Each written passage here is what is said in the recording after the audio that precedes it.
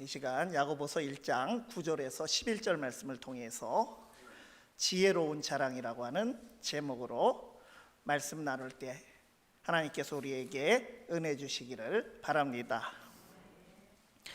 지난 두 주일의 설교를 포함해서 성도들이 겪게 되는 시험의 문제에 관해서 야고보서가 전하고 있는 말씀을 우리가 나누고 있습니다. 믿는 자들에게 시험은 필연적으로 믿음의 시련으로 우리에게 다가올 수밖에 없습니다. 시험을 마주하게 되면 하나님께서 이끄시는 인내의 역사에 올라타 온전함의 선물을 향해 나아가는 것이기에 믿음으로 반응하는 자에게는 오히려 그 어려운 시험이 기쁨 가운데에 지나갈 수 있습니다. 또한 이런 어려움 가운데 하나님께 돌이켜 기도함으로써 후히 주시고 꾸짖지 아니하시는 좋으신 하나님께서 넉넉히 이길 수 있는 그러한 지혜로 풍성하게 이끌어 주심을 경험할 수 있습니다. 지난 두 주간 나눈 말씀이 어쩌면 우리에게 추상적으로 들렸을 수 있는데 오늘 본문 9절에서 11절 말씀은 시험을 당하는 더 구체적인 상황으로 접근하는 그런 말씀입니다. 우리가 일생을 살아가는 동안 때로는 아주 낮아짐 가운데 있는 것을 경험할 수 있고 가난과 질병 등으로 가장 밑바닥의 고통 가운데 있을 수 있습니다. 반대로 소위 말하는 성공을 이루고 부함 가운데 여유를 누리며 편안한 삶을 살아갈 수도 있을 것입니다. 어떤 삶을 살아가고 있든지 오늘 말씀은 우리의 자랑을 점검해보고 잘못된 자랑에 빠지지 말고 지혜로운 자랑을 하라고 우리에게 말씀해 주고 있습니다. 예수 믿고 구원받은 사람, 이 성도에게 일어나는 큰 특징적인 변화라고 하는 것, 이것을 어떻게 우리가 표현할 수 있겠습니까? 그 중 하나는 세계관이 바뀌는 것이다라고 말할 수 있습니다. 과거에 예수 믿기 전에는 눈에 보이는 이 땅의 삶이 전부인 줄 알았는데 구원받고 우리의 신령한 눈이 열리고 하나님 나라의 백성이 되고 보니까 이 생의 삶이라고 하는 것은 잠깐이고 영원한 나라가 있음을 깨닫게 되는 것입니다. 그래서 구원받은 성도는 이 땅을 중심으로 살지 않고 하나님 나라를 중심으로 살아가게 됩니다. 이 사람이 어떤 세계관으로 살아가고 있는 사람인지 알려면 그 사람의 입에서 나오는 자랑이 무엇인가를 들어보면 됩니다. 돈을 자랑하는 사람은 인생의 가치관이 돈에 쏠려 있는 사람입니다. 자녀에게 모든 것을 걸고 살아가는 사람은 입만 열었다 하면 자식 자랑을 합니다. 명예를 추구하는 사람은 그것을 자랑하게 됩니다. 명품, 집, 평수, 좋은 차, 또 해외여행 다녀온 것, 참 자랑도 많이 있습니다. 물론 우리가 자랑 하나도 하지 말고 아유 이런 자랑 하지 말고 살아라 이런 얘기를 제가 하는 것은 아닙니다. 새겨서 우리가 들으시면 됩니다. 손자 자랑하고 싶으시면 자랑하셔야죠. 10,000원 내시고 자랑하시면 되는 거죠. 그런 자랑처럼 참 이 예민한 문제도 없습니다. 어떤 사람 고민 얘기를 하는데 가만히 들어보면 자랑이 섞여 있는 그런 고민을 하기도 하죠. 우리의 자랑거리라고 하는 것이 무엇이냐라고 하는 것입니다. 그 야고보 사도를 통하여 주신 말씀에서 예수 믿는 성도들의 진정한 자랑거리는 어떠한 것이 되어야 할 것인지 깨닫는 지혜가 있기를 바랍니다. 첫 번째로 낮은 자는 높음을 자랑해야 합니다. 9절 말씀에 낮은 형제는 자기의 높음을 자랑하고, 형제라고 하는 말을 쓴 것은 믿는 사람이라고 하는 의미가 들어있는 것이죠. 같은 공동체 안에 있는 형제 자매. 여기서 낮다라고 하는 말은 가난하고 지위가 세상에서 봤을 때 낮은 것, 그래서 어려움을 겪는 또한 그의 상태를 말하는 것입니다. 이 말은요, 바울 사도가 빌립보서 4장 12절 말씀에서 내가 비천에 처할 줄도 알고 풍부에 처할 줄도 알아 모든 일에 배부르며 배고픔과 풍부와 궁핍에도 일체의 비결을 배웠노라. 이 고백한 말씀에서 비천에 해당하는 단어와 같은 어원에서 나온 말입니다. 바울 사도가 비천, 배고픔, 궁핍 이런 가장 낮은 상황에 던져졌을 때가 있었다는 것이고, 또한 반대로 풍부, 배부름의 이러한 평안 가운데 높은 상태에 있을 때도 있었다고 하는 것입니다. 이 모든 양극단의 상황을 오가면서 바울 사도는 늘 배부를 수 있는 그런 일체의 비결을 배웠다고 고백하고 있습니다. 오직 믿음을 강조하던 바울 사도, 또 행함이 없는 믿음은 죽은 것이다, 행함이 따르는 믿음을 강조하는 야고보서, 이 로마서와 야고보서를 우리가 서로 대조되는, 반대되는 것처럼 우리가 보지만요, 그렇지 않습니다. 이 두 사람이 말하는 믿음은 다른 믿음이 아닙니다. 바울 사도는 부함과 낮아짐의 경험에서 얻은 자족하기의 지혜를 고백하였고, 야고보 사도는 바로 이러한 지혜가 두 마음을 품지 않고 하나님을 온전히 바라보는 것임을 권면하고 있는 것입니다. 이 낮은 형제는 믿음의 사람들 가운데 물질적으로 혹은 육체적으로 세상 기준으로 여러 어려움 가운데 있는 믿는 형제 자매들을 말하는 그런 표현입니다. 문제는 이런 가난과 어려움의 낮은 상태에 놓여 있을 때 자신이 가지고 있는 믿음까지도 흔들리게 하는 그런 시험이 될 수 있기 때문입니다. 어려움 가운데 믿음이 흔들리고 확신이 흔들리는 이들이 많이 있습니다. 더 나아가 자신의 가난, 어려움을 부끄러움으로 여길 수 있습니다. 이들을 향해서 하나님께서는 야고보서 말씀을 통해서 높음을 자랑하라고 권면하고 계신 것입니다. 여기서 자랑한다는 말도 교만이나 또 없는 데 있는 척하라, 이런 허세를 말하는 것이 아닙니다. 성도는 근본적으로 예수님 안에서 자부심을 가지고 거룩한 자존감을 가지고 살아가는 것입니다. 그래서 믿는 사람들은 스스로 자자 자존감, 자존심으로 살지 말고 주존심으로 살아라, 이런 말을 합니다. 주님이 나를 존중하시고 또 내가 주님을 존중하는 주님과의 관계에서 자존감이 생기는 것이죠.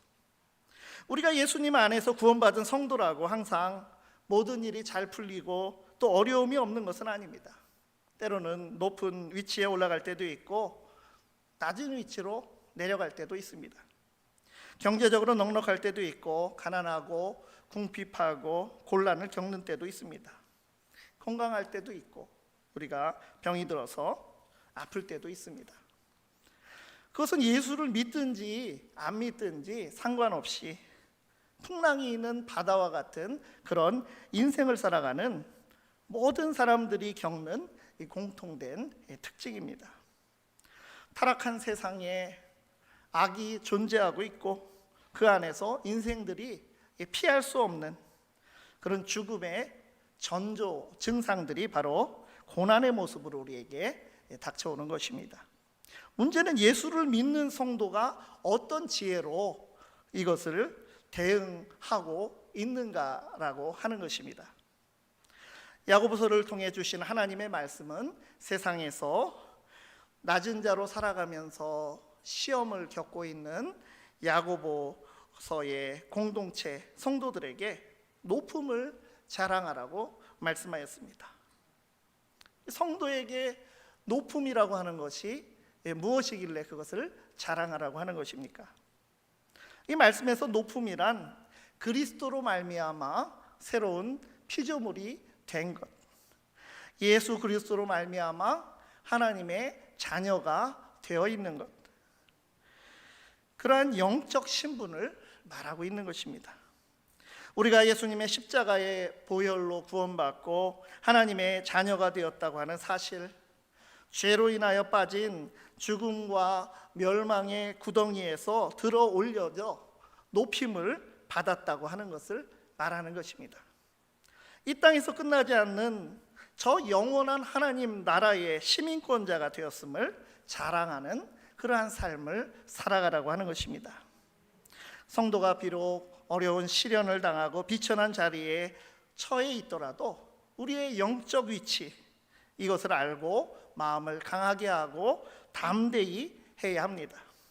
성도에게 자랑거리는 물질적이고 세상적인 것과는 비교할 수 없는 크고 놀랍고 신령한 복이라고 하는 것을 분명하게 인식하고 살아가라고 하는 것입니다. 어려움과 고난 중에 있을 때 그 시험, 믿음의 시련 가운데도 두 마음이 되지 않고 오직 하나님을 의지할 때 신령한 복의 능력을 체험하게 될 것입니다. 인내의 역사 가운데 우리를 온전함으로 이끄시는 하나님의 위대하신 경륜을 믿고 진정 높은 자로 살아갈 수 있기를 바랍니다. 두 번째로, 부한 자는 낮아짐을 자랑해야 합니다. 10절 상반절 말씀에 부한 자는 자기의 낮아짐을 자랑할지니, 앞에서는 부한 형제라고 했는데 여기는 부한 사람, 그냥 이렇게 부한 자 이렇게만 표시를 했습니다. 물론 앞에 것을 얘기했기 때문에 중복되지 않게 자랑한다는 말도 사실 이 말에는 없거든요. 앞에 것을 받아서 생략된 것입니다만 여기는 좀 어감이 있는 것입니다. 이 부한 자가 형제가 아니게 될 수도 있는 그런 가능성을 염두에 두고 있는 그런 아주 뉘앙스가 있는 그런 말씀입니다. 부한 형제라고 안 했거든요, 지금. 여기서 부함이라고 하는 것은 경제적 부유함뿐 아니라 대개 그에 동반되는 높은 대우, 우리에게 주는 경험하는 높은 대우까지도 말합니다. 사실 우리가 누구나 솔직하게 어느 정도는 바라는 것, 그런 삶의 모습입니다. 영육이 모두 풍성한 삶을 살고 싶은 것이 사람의 마음임을 우리가 부인하기 어렵지만, 이는 사람이 교만하여지거나 나태해지기 쉬운 영적으로 위험한 상태이기 때문에 이것을 경계하는 말씀을 주고 있는 것입니다. 예수님의 말씀 중에 유명한 말씀이 있죠. 낙타가 바늘귀로 들어가는 것이 부자가 하나님의 나라에 들어가는 것보다 쉬우니라. 마태복음 19장 24절 말씀이죠. 예수님께서 부의 위험성을 경고하신 이런 배경이 있죠. 이 말씀하기에 앞서서 한 부자 청년이 찾아왔을 때 소유를 다 팔아서 가난한 자들에게 주고 나를 따르라. 그는 이미 경건하고 모든 율법을 다 지키는 자였는데 거기서 더 나아가서 다 팔아서 줘라, 그리고 나를 따르라고, 제자가 되라고 말씀하셨고, 그가 고민하면서 돌아가서 그 이후로 성경에 그가 돌아왔다는 말은 기록이 되어 있지 않습니다. 이처럼 제자로 산다는 것은 오직 한 분, 예수님을 바라보며 예수님을 따르는 삶입니다. 두 마음이 아니라 한 마음을 품는 것입니다. 기쁨의 서신 빌립보서를 보면 기쁨의 비결이 나옵니다. 빌립보서 2장 5절 말씀에 너희 안에 이 마음을 품으라, 곧 그리스도 예수의 마음이니. 그 예수 그리스도는 하나님의 본체시나 하나님과 동등됨을 당연히 취할 권리로 여기지 아니하셨고, 오히려 자기를 비워 종과 같은 그런 사람이 되시도록 자기를 낮추시고 십자가에 죽기까지 낮아지셨다고 하는 것입니다. 그를 하나님께서 높여주셨다고 하는 것이 바울이 전하는 초대교회의 신앙 고백입니다. 이를 알고 바울 사도는 주 안에 굳게 서서 비천에 처할 줄도 알고 풍부에 처할 줄도 아는 일체의 비결을 터득한 진정 지혜 있는 자랑을 하는 자가 된 것입니다. 실제로 야고보서가 전해진 이 신앙 공동체 안에는 대다수가 낮은 자에 속하였지만 다른 한편으로는 부한 자, 높은 자들도 있었고 그들은 교만에 빠지고 하나님을 자기 삶의 주변으로 밀어내려고 하는 그런 영적 위험이 다분한 그런 사람들이었습니다. 그래서 부한 자는 자기의 낮아짐을 자랑하라고 말씀을 주신 것입니다. 낮아짐이라고 하는 것, 이것은 하나님 앞에서 자신의 모습을 비추어 보았을 때 아무 공로 없는 인간의 연약함을 알고 깨닫는 것입니다. 인간의 무지함과 어리석음을 아는 것을 말합니다. 자기의 낮아짐을 자랑하는 것은 하나님 앞에서 자기 모습을 볼 수 있는 겸손한 사람임을 말해주는 것입니다. 바울 사도는 고백하기를 나는 죄인 중에 괴수라고 하였습니다. 바울은 영적 지도자로서 그런 위기에 처해서 참 여러 거기에 대처를 하면서 고린도후서를 참 눈물로 그 이전에 눈물의 편지를 쓰고 또 고린도후서를 작성을 하고 자기 사도권을 변호하고자 그 애를 썼고 그러면서도 그가 자신이 경험한 영적인 비밀 3층 천에 셋째 하늘에 다녀온 그런 신비로운 영적 체험을 내세워서 다른 사람들보다 영적 위에 서는 그런 방법을 택하지 않았습니다. 자신의 우월함을 자랑하기보다 자신의 연약함, 약함을 자랑하며 스스로 높아지지 않기 위해서 자신을 쳐서 복종시키셨습니다. 하나님은 교만한 자를 물리치시고 겸손한 자에게 은혜를 베풀어 주십니다. 그래서 그리스도인들의 삶은 역설적입니다. 부에도 그 부를 자랑으로 여기지 않습니다. 높음에 대해 그 높음을 자랑으로 여기지 않는 것입니다. 거꾸로 낮은 가운데 있는 이들, 가난 가운데 있는 이들, 슬픔과 고통 가운데 있는 이들을 생각합니다. 그리고 자신의 힘을 드러내거나 부를 드러내거나 그 부를 이용해 가난하고 힘없는 자들을 부끄럽게 하지 않습니다. 우리가 혹시 부와 또 여유가 있고 또 평안과 높음 가운데 있습니까? 이것은 하나님의 축복입니다. 그러나 거기에는 또한 반드시 사명이 있습니다. 그 부와 높음을 자신의 것인 양 자랑으로 삼지 말고 나를 통해 하나님께서는 무엇을 원하시는가를 생각해야 합니다. 우리에게 주신 것을 이웃을 위하고 사명감을 가지고 사용해야 합니다.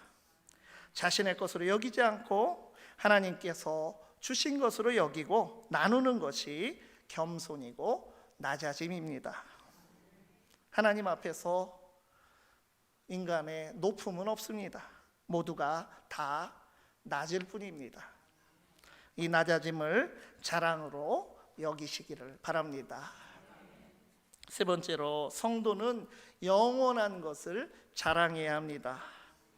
10절 말씀, 11절 말씀입니다. 부한 자는 자기의 낮아짐을 자랑할지니 이는 그가 풀의 꽃과 같이 지나감이라. 해가 돋고 뜨거운 바람이 불어 풀을 말리면 꽃이 떨어져 그 모양의 아름다움이 없어지나니 부한 자도 그 행하는 일에 이와 같이 쇠잔하리라. 부한 자나 또 세상적으로 높은 자가 낮아짐을 자랑할 이유는 이 모든 것이 지나고 쇠잔할 것이기 때문입니다. 여기 우리 번역이 애매합니다만 그 행하는 일에 쇠잔하리라 이 표현은요 원어의 뜻으로 본다면 자기 일에 골몰하는 도중에 자기 삶의 여정 중에 사라지게 되는 것이 인생이라고 하는 뜻입니다.